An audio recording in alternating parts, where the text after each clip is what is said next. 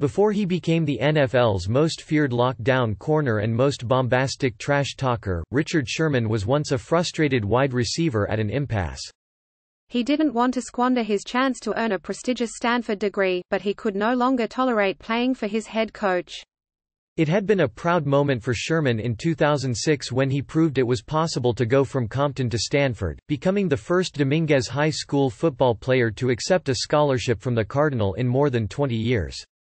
Nothing could obstruct Sherman's pursuit of that goal, not the temptation of drugs or gangs, not the burden of extra college-level classes, not even interest from nearby USC at the height of Pete Carroll's reign. Only a couple years later, Sherman found himself questioning whether Stanford was still the best place for him. His relationship with coach Jim Harbaugh had gone from contentious, to toxic, to unsalvageable, leaving Sherman unsure if he'd even see the field the following season, let alone reclaim his role as the team's top downfield threat.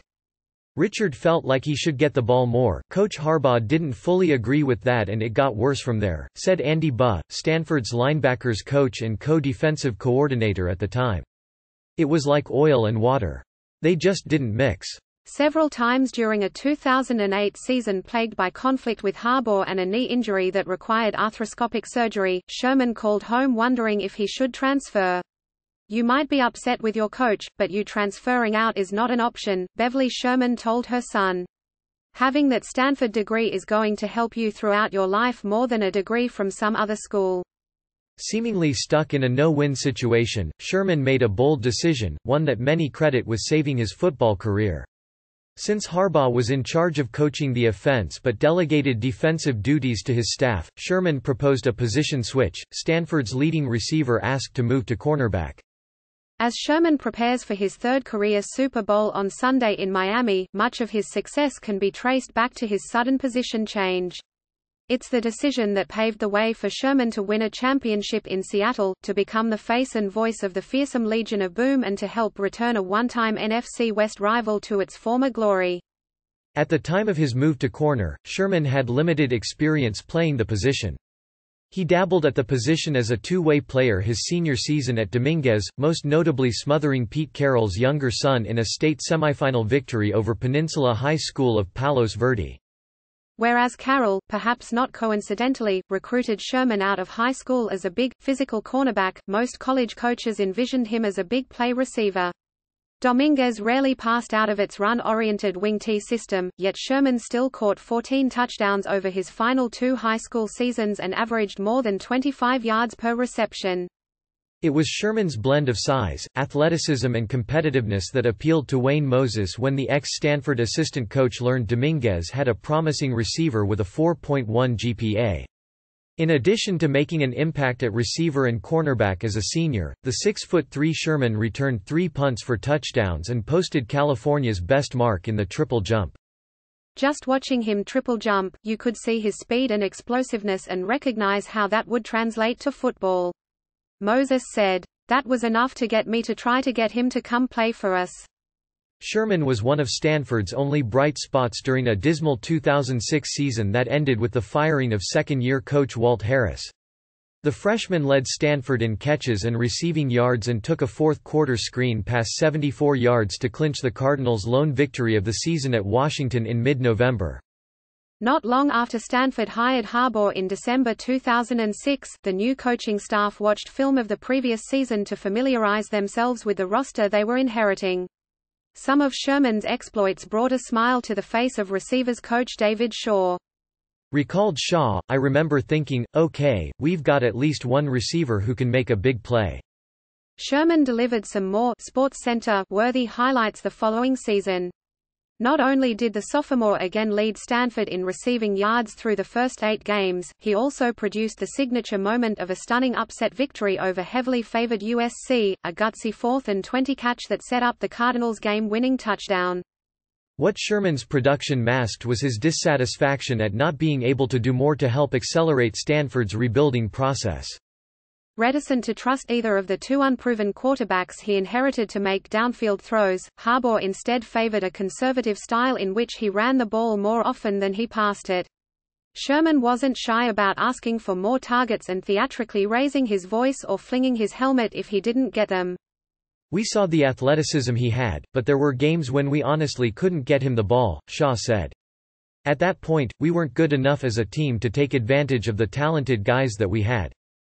Sherman's frustration first spilled into the public eye late in the ninth game of the 2007 season, a 27-9 loss to Washington in which the sophomore caught only 2 passes for 11 yards and was penalized for unsportsmanlike conduct while covering a punt. Senior receiver Evan Moore urged his younger teammate to control his emotions, sparking a shoving match on the sideline. Harbaugh suspended Sherman indefinitely after the game. Sherman sat out for only 1 game but caught only 1 pass for 5 yards the rest of the season. By the end of that 4-8 season, Sherman had already begun to ponder moving from receiver to defensive back. He broached the idea with Shaw that off-season, but the wide receivers coach felt the position group couldn't withstand the loss of Sherman. Richard was coming off a year where he averaged almost 17 yards per catch, Shaw said. "I told him, you can't switch. I need you to stay at receiver." Shaw might not have been so quick to shoot down the idea of Sherman switching positions if he knew the turmoil that lay ahead. The patellar tendon injury that Sherman suffered during the 2008 training camp further drove a wedge between the receiver and his head coach. After tallying 8 catches during Stanford's first 4 games of the 2008 season, Sherman told his coaches that the discomfort was too much and underwent arthroscopic surgery. The timing preserved the possibility Sherman could redshirt and have 2 full years of eligibility remaining, leaving the door open for him to finish his Stanford degree in 4 years and play his last season of college football elsewhere as a graduate transfer. On October 2, 2008, Stanford announced that Sherman would miss 4 to 6 weeks. Told by local reporters that Sherman had written on Facebook that he was done for the season, Harbaugh responded, "That's not what the doctor said. I don't read Richard Sherman's Facebook." While some of Harbaugh's former assistant coaches called it smart of Sherman to try to save a year of eligibility, the head coach himself apparently saw it differently. Sherman told NBC Sports Bay Area last year that Harbaugh accused him of quitting on the team. "I think in Harbaugh's mind, Richard was done at that point." Burr said. He didn't see the other side. It was around that time that Sherman approached Shaw for a second time about switching from receiver to defensive back. Sherman didn't make any demands, but this time he was firmer in his request. "It had gotten a little intense," Beverly Sherman recalled. He wanted to get as far away from Harbaugh as possible. This time Shaw didn't stand in Sherman's way. He gave Sherman permission to approach Harbaugh and said, "If he lets you switch, go ahead and switch."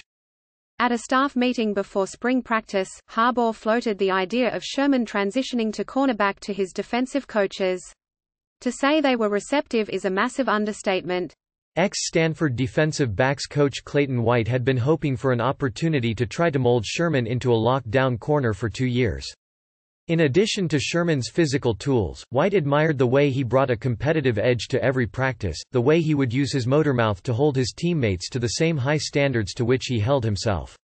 Going against him as a receiver in one-on-ones, your boys had to be mentally prepared for Sherman to let them know when he was successful, White recalled with a laugh.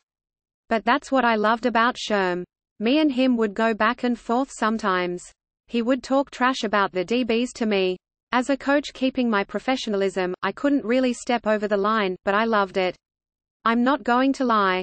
White let others do the talking in the staff meeting until Harbaugh addressed him directly with a pivotal question. "You think you can handle Sherm?" Harbaugh asked. "Yes sir," White replied. Right after the meeting, White texted Sherman that the position switch was now official. Within minutes, Sherman knocked on the door to White's office ready to get to work. In the winter of 2009, word of Sherman's position change had begun to trickle out. Harbaugh dryly told reporters, "Don't know if he'll be able to beat anybody out over there or not." That comment was all the motivation Sherman needed to attack his new position with urgency and enthusiasm. He analyzed film of how other rangy corners played, applied the knowledge he had accumulated at receiver and studied the press coverage techniques that his coaches taught him. His whole attitude changed. Buh said. He came out there so focused and determined to be a great DB. He played with a smile on his face. He became a completely different person. It was like he was coming home. In spring practice, Sherman used his knowledge of Stanford's offense to his advantage even as he was still familiarizing himself with the nuances of the cornerback position. Often, he would identify where the ball was going before the snap and beat the intended receiver to that spot. "I could just walk to spots and stand there at times," Sherman said. "It would be annoying as heck to the offense, and they got tired of it. But it worked to my benefit and I still use that to this day." For Sherman, the biggest challenge of his transition was where to direct his eyes. He got beat on a few too many double moves early in his junior season because he would look directly into backfields instead of keeping his eyes on the hips of the receiver he was checking. Gradually, Sherman learned to anticipate where the quarterback would throw and to pounce without losing sight of his man. Sherman started at corner his final 2 years at Stanford, intercepting a pair of passes as a redshirt junior and tallying 4 picks as a fifth-year senior. "I knew he was going to be special when he started using his offensive mindset at DB," White said. "He figured out how to visualize the concepts the offense was trying to do and make plays on balls that weren't his." Having secured his Stanford degree in June 2010 and led the Cardinal to an Orange Bowl win over Virginia Tech 7 months later, Sherman turned his attention toward preparing for the NFL draft. His family confidently reserved a hotel suite in Las Vegas for night 1, but it wasn't until the 5th round that Seattle selected Sherman. Of course, it wasn't lost on Sherman that a certain team used a pick 2 rounds earlier to select a cornerback. The San Francisco 49ers, who hired Harbaugh as their new coach earlier that offseason, chose Chris Culliver in the 3rd round instead of Sherman. What Sherman didn't realize at the time was that the situation he landed in was perfect. Carroll, by then the coach of the Seahawks, ran a system designed for big corners and had believed in Sherman's potential to thrive in it since he was in high school. As Sherman emerged as one of the NFL's top corners, he made a point of tormenting Harbaugh whenever possible. "Happy birthday, Coach Harbaugh. Hope you enjoyed it," Sherman told the NFL Network minutes after a 42-13 primetime rout of the 49ers on Harbaugh's 49th birthday in 2012. Just over a year later in the NFC Championship game against San Francisco, Sherman made an acrobatic tip in the end zone that led to a game-ending interception. Now that Harbaugh is coaching at his alma mater Michigan and Sherman is with the 49ers, he has opened up about his rocky relationship with his college coach. Earlier this month, Sherman told the San Jose Mercury News, "The bridge in this particular relationship will never be rebuilt. I don't think he is interested in it, and I'm not interested in it."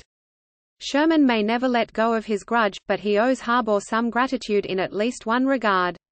Were Sherman not so dead set on getting as far away from Harbaugh as possible, he might never have made the position switch that has put him on a path toward becoming one of the all-time greats of his era.